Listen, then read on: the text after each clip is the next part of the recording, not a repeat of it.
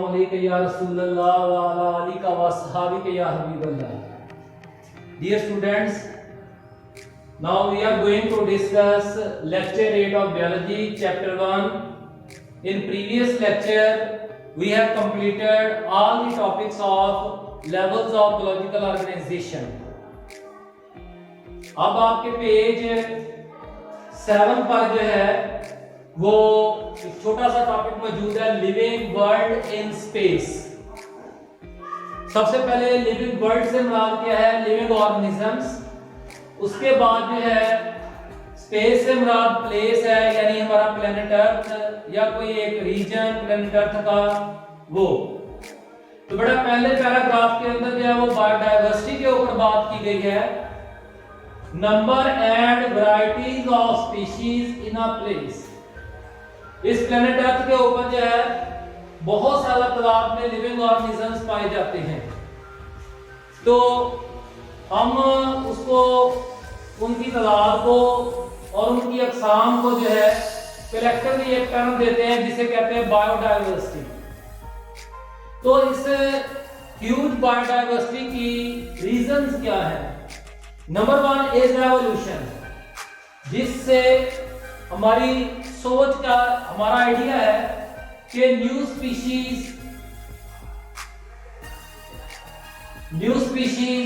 Produced from earlier ones. पुरानी species से जो है वो नई स्पीशीज जन्म लेती है, यानी वैरायटीज. इससे क्या पैदा होती हैं? वैरायटीज पैदा होती हैं और जबकि रिप्रोडक्शन से नंबर ऑफ इंडिविजुअल्स की तादाद में क्या हो जाता है? इजाफा हो जाता है. तो बेटा जी अब जो है किसी भी एरिया के अंदर, किसी रीजन के अंदर बायोडायवर्सिटी को स्टडी करने के लिए हम बायोलॉजिकल टर्म्स का एक मेथड बना लेते हैं, बायोम. बायोम और इकोसिस्टम में थोड़ा सा फर्क होता है, वो सेकंड ईयर में जाके आपको बताएंगे. इकोसिस्टम छोटा भी हो सकता है और इकोसिस्टम बहुत बड़ा भी हो सकता है, लेकिन बायोम जो है एक ऐसा इकोसिस्टम है जो बहुत बड़े इलाके पर, जैसे हमारे पाकिस्तान में पूरा मैदानी इलाका जो है वो एक बायोम है, पूरा पहाड़ी इलाका एक बायोम है. इकोसिस्टम छोटा भी आप कर सकते हैं, बड़ा भी कर सकते हैं, वो आपकी स्टडीज के ऊपर डिपेंड करता है. तो पहले बायोम को डिफाइन कर लें. Biome is a large regional community primarily determined by climate. कोई भी बायोम जो है उसके अंदर जो लिविंग ऑर्गेनिजम्स पाए जाते हैं वो बहुत बड़े इलाके में पाए जाते हैं, और उस बड़े इलाके में कौन कौन से प्लांट्स, एनिमल्स, फंजाई पाए जाते हैं, उसको उस इलाके की climate, temperature, humidity, average rainfall, day and night durations, winds की स्पीड वगैरह वगैरह जो है ये क्लाइमेट का हिस्सा है. तो ये डिटरमाइन करती है. तो बड़ा जी कोई भी बायोम जो है उसको बेसिकली उसके अंदर में जितने भी डिफरेंट किस्म के प्लांट्स या एनिमल्स पाए जाते हैं, they are determined by major type of plants. मसलन हमारे मैदानी इलाके में जो है वो किक्कर का दरख्त बहुत ज्यादा पाया जाता है, तो उसी किक्कर को खाने वाले फिर जानवर कैसे हैं वो भी इसी तरह से, ठीक है ना जी. उस किक्कर के साथ दूसरे दरख्त जैसे टाली का या नीम का दरख्त कितना उस कंपटीशन में सरवाइव कर सकता है. तो किसी भी बायोम की कंपोजिशन को उस बायोम में पाए जाने वाले खास किस्म के प्लांट्स जो है वो डिटरमाइन करते हैं. हमारे इलाके की बायोम को इस तरह से जो है वो किक्कर में है. किक्कर को साइंस में अकेशिया, बायोलॉजी में क्या कहा जाता है? अकेशिया का नाम दिया जाता है.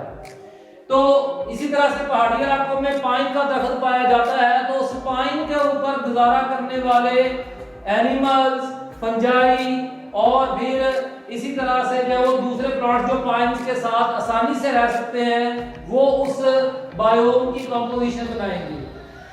मेजर टाइप ऑफ प्लांट्स कौन है जो उस क्लाइमेट को आसानी से टॉलरेट कर सकते हैं, वो मेजर टाइप ऑफ प्लांट्स हैं।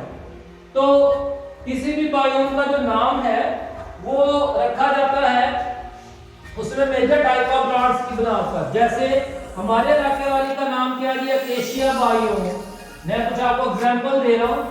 इसी तरह से पाइन बायोम जो कि पहाड़ी इलाकों में पाई जाती है, और फिर इसी तरह से जो है वो अगली बायोम जो है वो मैं एक और देता हूँ cactus.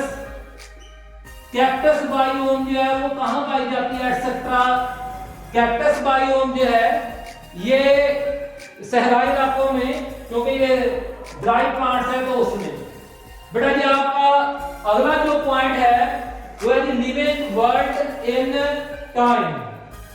Living world in time जो है इसके अंदर हमने ये डिस्कस करना है कि प्लेनेट अर्थ के ऊपर जितनी भी लाइफ पाई जा रही है क्या वो अब ऐसे है या शुरू से मौजूद है। तो हमें जो है हमें इस चीज को समझने के लिए पहले वक्त को समझना जरूरी है कि व्हाट इज टाइम। साइंस में टाइम को कहते हैं जियोलॉजिकल टाइम। जियोलॉजिकल टाइम उस वक्त स्टार्ट हुआ जब प्लेनेट अर्थ की इब्तिदा हुई। प्लेनेट अर्थ की इब्तिदा के मतलब हमारे पास क्या मौजूद है, बिग बैंग थ्योरी।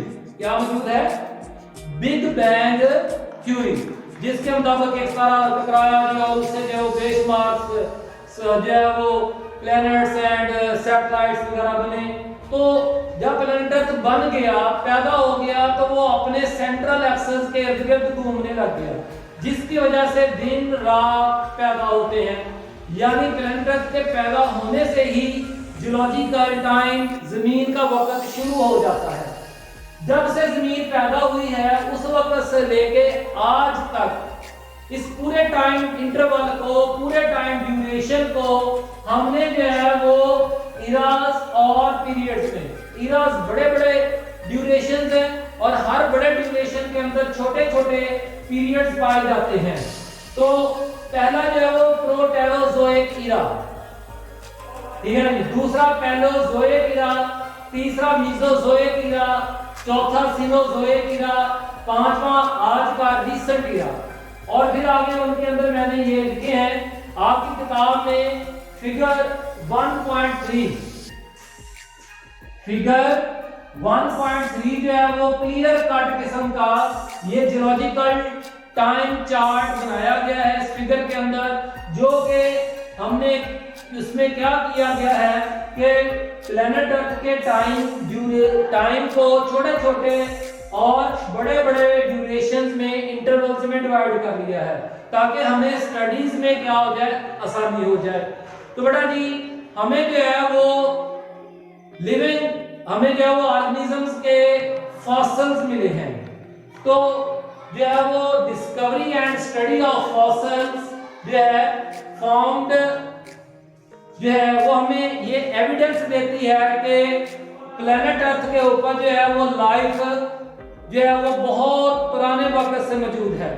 तो देखें कि अगर आप अपनी किताब की फिगर को देखें तो उसमें ये लिखा हुआ है कि 3000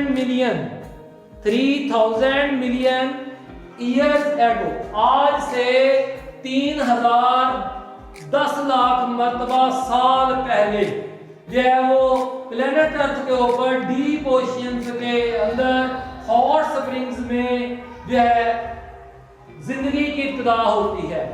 तो हमारे पास इस बात का क्या सबूत है, हमारे पास कुछ फॉसल बैक्टीरिया के मिलते हैं जो कि इतने साल पुराने हैं। इसी तरह से हमें दूसरे प्लांट्स और एनिमल्स के फॉसल्स भी मिले हैं। तो बेटा जी बात यह है कि हम फॉसल्स की मदद से को डिस्कवर करते हैं, फिर उनकी क्या मालूम करते हैं, एज मालूम करते हैं।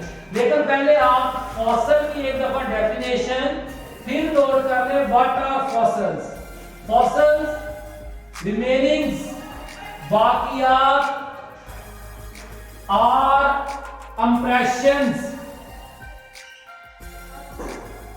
are impressions of dead organisms of very past. Dead organisms of very past buried, बल्कि हम लिखेंगे preserved under earth crust, जो कि ज़ेरे ज़मीन महफूज हो गए, इनको हम क्या कहते हैं? फॉसिल्स। याद रखें, फॉसिल या बाकियात हो सकती हैं, या हमें बाकियात नहीं भी प्लांट्स या एनिमल्स की मिलती तो फिर वो उनके नक्श भी हो सकते हैं। हम उनके नक्श से भी उनकी तस्वीर बना सकते हैं, उनकी बॉडी को कंस्ट्रक्ट कर सकते हैं। ऐसे फॉसिल को कास्ट के नाम से पुकारा जाता है। तो अब भी फॉसिल्स की एज मालूम करना जो है, to determine age of fossil, किसी भी फॉसिल की उम्र मालूम करना, फॉसिल की उम्र मालूम करना यानी वो कितना पुराना है। तो बेटा जी हमें इस चीज को समझने के लिए अपने ही प्लेनेट अर्थ के ऊपर जो वो एक जियोलॉजिकल प्रोसेस को समझने की जरूरत है। बेटा जी अभी भी सॉइल इरोजन का अमल जारी है। हवा जो है, पानी है, बर्फ है, दिन और रात के टेम्परेचर का मुख्तलिफ जो है, ये मट्टी को तोड़ते रहते हैं और मट्टी को तोड़कर मट्टी के ज़रात को एक जगह से उठाते हैं, दूसरी जगह ले जाकर डिपॉजिट करते हैं। तो इस तरह से एक तरफ से सॉइल जो वो उतरती रहती है और दूसरी तरफ लेयर्स की सूरत में जमा होती रहती है। तो हमें उन लेयर्स ऑफ अर्थ क्रस्ट जो है, यानी लेयर्स ऑफ सॉइल सेडिमेंट्स जो है, उनकी एज मालूम करनी है और उनकी कंपोजिशन मालूम करनी है। तो उसकी मदद से हम जो है वो अपने फॉसिल की एज मालूम कर सकते हैं। तो दो मेथड आपकी किताब में डिस्कस किए गए हैं। एक जो है वो लेयरिंग मेथड है, लेयरिंग मेथड, और दूसरा जो है वो red isotopic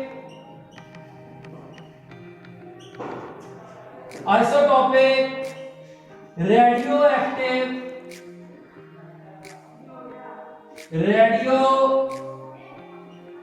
active isotope method है।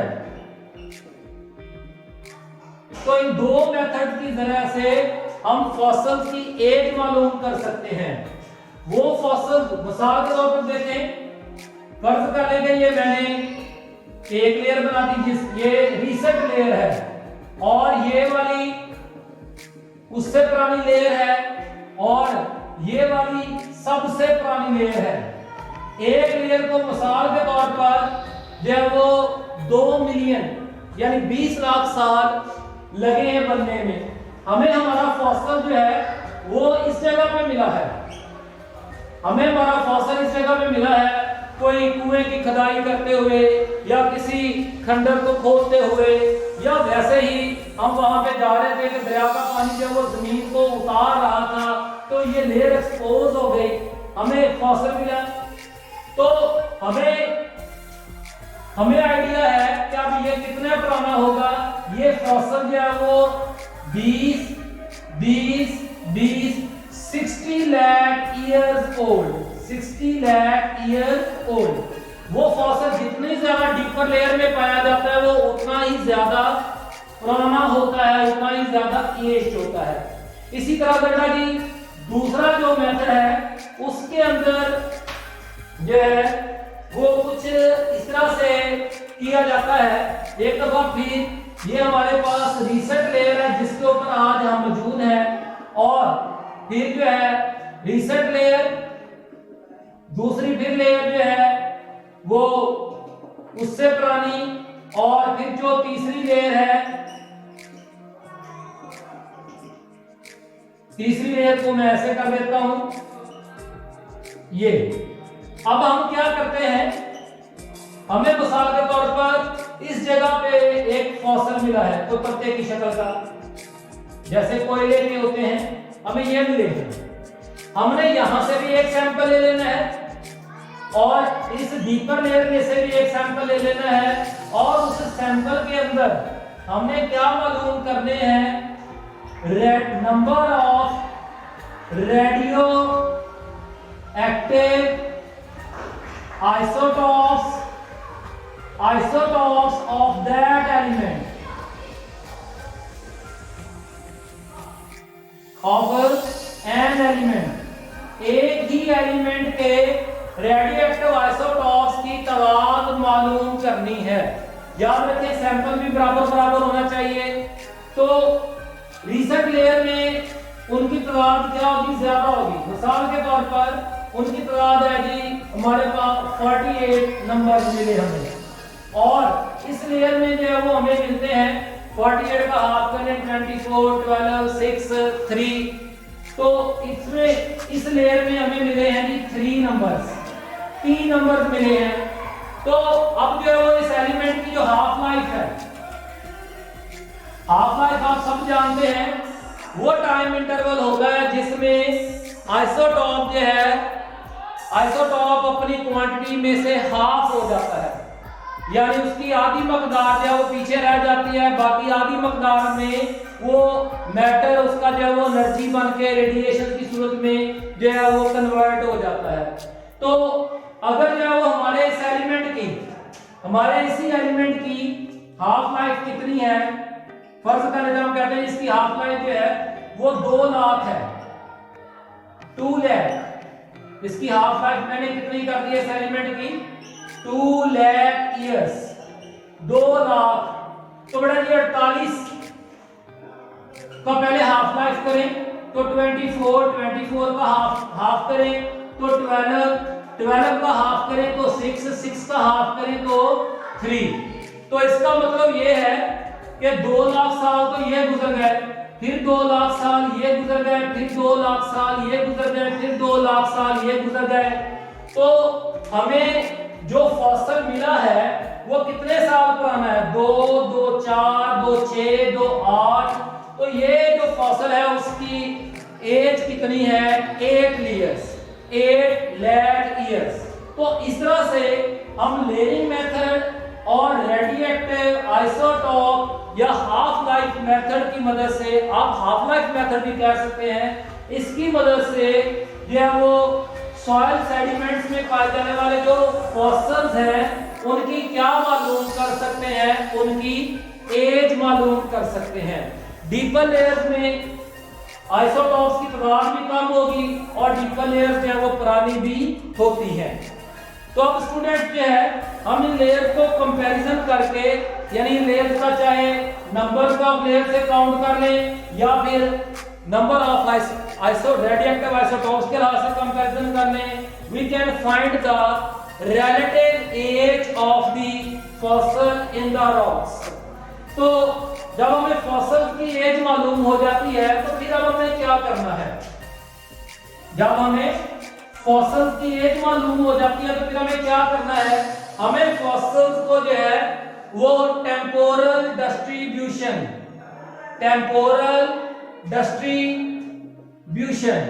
टाइम सीक्वेंस, इसका मतलब क्या है, टाइम सीक्वेंस, उन फॉसिल्स को टाइम सीक्वेंस में रख देना है। जो जितना ज्यादा पुराना है वो पहले आएगा। जैसे आप देख सकते हैं इस डायग्राम में सबसे पुराना फॉसिल हमें बैक्टीरिया का मिला है तो हमने उनको सबसे पहले रख दिया है। फिर उसके बाद अगर हमें पुराना तरीन फॉसिल मिला तो वो फंजाई और अलजी का है। फिर उससे पुराना हमें मिला है तो वो फिशेस का है। फिर उससे हमें ज्यादा पुराना मिला है तो वो इनवर्टिब्रेट्स का है। फिर उसके बाद अगर हमें पुराना मिला है तो वो किसका है, एम्फीबियंस का है। तो एक तरफ प्लांट्स है, दूसरी तरफ।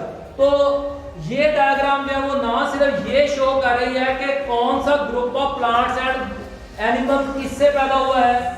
जैसे फंजाई और एल्गी से जो है वो फर्न्स, जिम्नोस्पर्म्स, फर्न्स पैदा हुए, फर्न्स से जो है वो जिम्नोस्पर्म्स और जिम्नोस्पर्म्स से जो है एंजियोस्पर्म्स जो है पैदा हुए।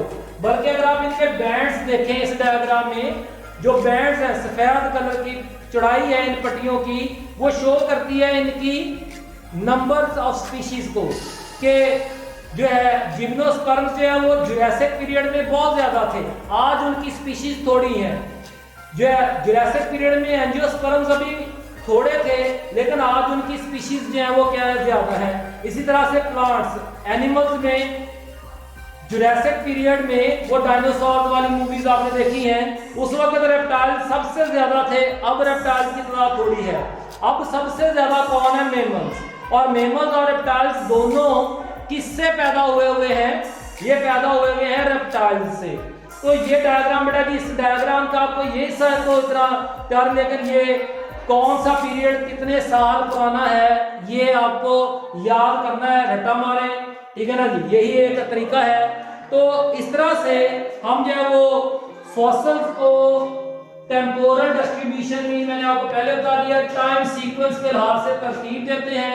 तो हमें पता चलता है कि प्लेनेट अर्थ में पुराने वक्त में कौन कौन सी स्पीशीज पाई जाती थी और उनकी तादाद कितनी थी और फलां स्पीशीज ने किसको जन्म दिया होगा, ये भी हमें फायदा होगा, यानी ओरिजिन ऑफ लाइफ को समझने में हेल्प मिलती है।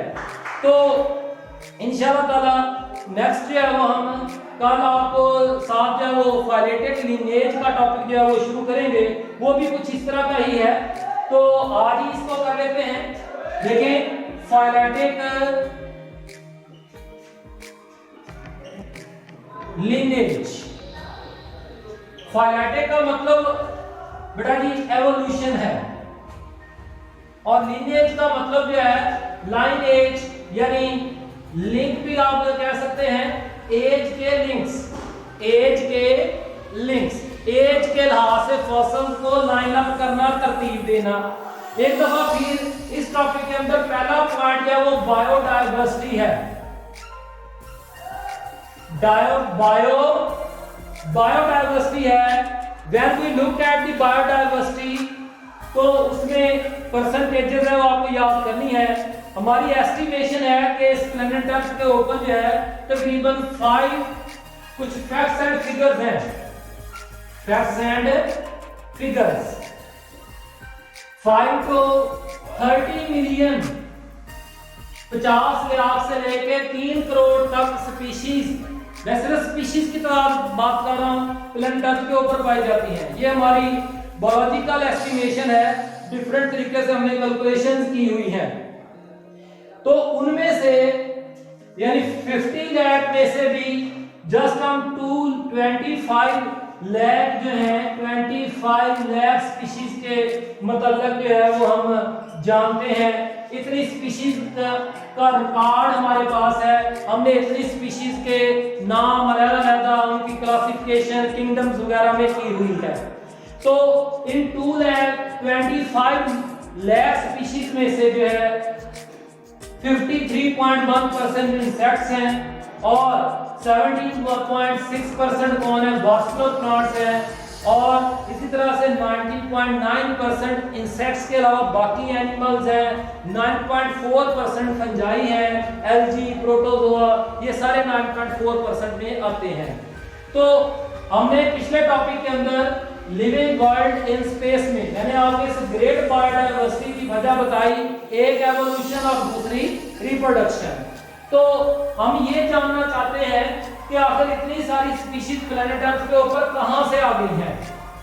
तो फाइलेटेड लिनेज जो है, फाइलेटेड लिनेज का जो कॉन्सेप्ट है वो हमें बताता है हम फॉसिल्स को, हमें फॉसिल्स मिले हैं, डिस्कवर हुए हैं, और हम उन फॉसिल्स को उनकी एज मालूम करते हैं और फिर उनको जो है वो टाइम सीक्वेंस में रख के उनका एक लिंक बना लेते हैं, तो उनको लाइन अप कर लेते हैं एज वाइज।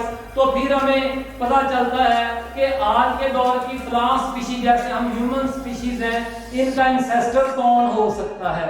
तो इस तरह के चेन को क्या कहते हैं, फाइलेटेड लिनेज।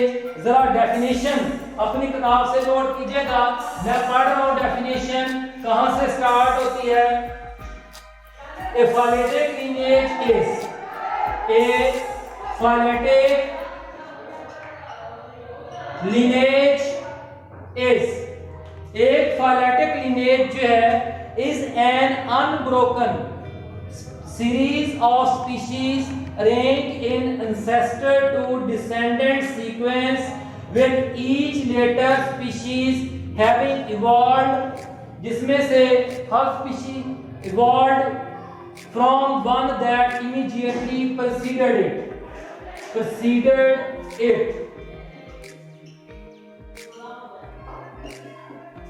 जो उससे पहले पाई जाती है उससे। A phyletic lineage is an unbroken series, एक सिलसिला है स्पीशीज का, यानी हमें स्पीशीज को एक सिलसिलावार तरतीब देना है और इस तरह से तरतीब देना है कि वो सिलसिला टूटे ना। और किस तरह से तरतीब देना है कि पहले इंसेस्टर होना चाहिए, फिर डिसेंडेंट, फिर इंसेस्टर, फिर डिसेंडेंट। तो इस तरह से आपके पास एक फाइलेटिक लिनेज बन जाता है। तो बड़ा जी फाइलेटिक लिनेज जो है इसका फायदा क्या है कि इसकी मदद से हम जो है अपनी किसी भी रिसेंट स्पीशीज की इंसेस्ट्रल हिस्ट्री का इंफॉर्मेशन डाटा हासिल कर सकते हैं। तो if we had a complete record of the history of life on this planet, every lineage would extend back। और इसका एक फायदा ये भी होता है कि हम डार्विन का जो एक आइडिया था कि तमाम लाइफ जो है एक कॉमन इंसेस्टर से पैदा हुई, वो भी समझ में आता है। मैं खुद एवोल्यूशन पे यकीन नहीं रखता, लेकिन तमाम यानी कि तमाम जितनी भी रिसेंट स्पीशीज हैं उन सब का एक ही कॉमन इंसेस्टर है, इस तरह का भी आइडिया हो जाता है। लेकिन इसके लिए हमारे पास तमाम रिसेंट स्पीशीज और ओल्ड स्पीशीज जो हैं उन सब का क्या होना चाहिए, एक ओल्ड स्पीशीज का खास तौर पर फॉसिल रिकॉर्ड होना चाहिए, जो कि हमारे पास अभी पूरा नहीं है। वजह यह है कि बहुत सारी स्पीशीज के फॉसिल्स या तो बने ही नहीं क्योंकि वो सॉफ्ट बॉडी थे, और अगर बने थे तो वो डिफरेंट किस्म के जियोलॉजिकल फिनोमिना या ह्यूमन एक्टिविटीज की वजह से क्या हो गए, डिस्टर्ब हो गए। तो इंशाअल्लाह ताला बेटा जी जो है अगला लेक्चर जो है वो हमारा बायोलॉजिकल मेथड ऑफ स्टडी से जो है वो शुरू होगा। शुक्रिया। कोई सवाल हो तो व्हाट्सएप के थ्रू पूछ सकते हैं। अल्लाह हम सब के लिए आसानियां पैदा फरमाए। आमीन।